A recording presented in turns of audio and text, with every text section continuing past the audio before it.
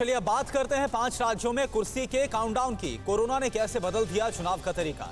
5 राज्यों में 61 दिन बाद क्या होगा, किसके दांव में कितना दम है। इलेक्शन से जुड़ी बड़ी खबरें आप देखिए टॉप 9 चुनावी बिगुल। 5 राज्यों में चुनावी रणभेरी बच गई है। यूपी में 7 चरणों में चुनाव होगा। यूपी में 10, 14, 20, 23 और 27 फरवरी को मतदान होगा तो 3 और 7 मार्च को भी वोटिंग होगी। वहीं पंजाब उत्तराखंड में सिंगल फेज में 14 फरवरी को मतदान होगा तो मणिपुर में 27 फरवरी और 3 मार्च को वोटिंग होगी। सभी राज्यों के नतीजे 10 मार्च को आएंगे।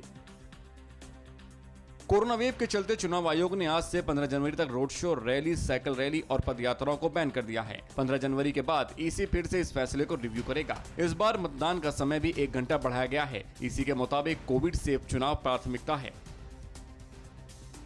चुनाव आयोग ने विजय जुलूस पर भी रोक लगाई है तो चुनाव प्रचार डिजिटल, वर्चुअल और मोबाइल से करने का सुझाव दिया है।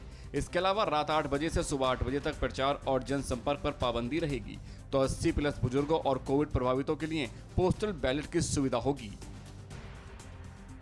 चुनाव आयोग के मुताबिक डोर टू डोर कैंपेन में अधिकतम 5 लोग ही शामिल हो सकेंगे तो सोशल मीडिया पोस्टों पर भी ईसी की पैनी नजर रहेगी। चुनाव आयोग ने साफ किया है कि हेट स्पीच बर्दाश्त नहीं की जाएगी तो आपराधिक छवि वाले उम्मीदवारों पर भी संबंधित पार्टी को जवाब देना होगा। सीएम योगी ने यूपी में फिर से बड़ी जीत का दावा किया है। उन्होंने कहा कि घबराए विपक्ष के पास कोई मुद्दा नहीं है। उन्होंने पिछली सरकार पर आरोप लगाया कि वसूली को लेकर चाचा भतीजे में विवाद था। योगी के मुताबिक बीजेपी चुनाव के लिए पूरी तरह तैयार है। अखिलेश यादव ने यूपी में समाजवादी सरकार बनने पर फिर से लैपटॉप बांटने का वादा किया है। इसके साथ ही 300 यूनिट मुफ्त बिजली देने का वादा दोहराया। अखिलेश यादव के मुताबिक रैलियों के लिए डिजिटल प्लेटफॉर्म उपलब्ध कराने में ईसी को भी मदद करनी चाहिए। यूपी के डिप्टी सीएम केशव प्रसाद मौर्य ने दावा किया है कि 10 मार्च को बीजेपी 300 से ज्यादा सीटें जीतकर सरकार बनाएगी। केशव मौर्य के मुताबिक अखिलेश यादव की बेचैनी बता रही है कि समाजवादी पार्टी की हार तय है। जेपी नड्डा ने 5 चुनावों राज्यों में बीजेपी की जीत का दावा किया है।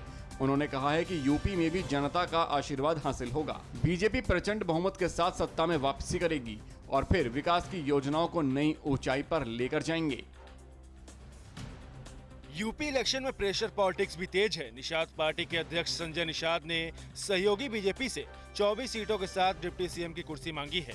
उन्होंने कहा कि पहला लक्ष्य यूपी में फिर से एनडीए की सरकार बनाना है। परवाह देश की, सोमवार से शुक्रवार रात 10 बजे TV9 भारतवर्ष पर।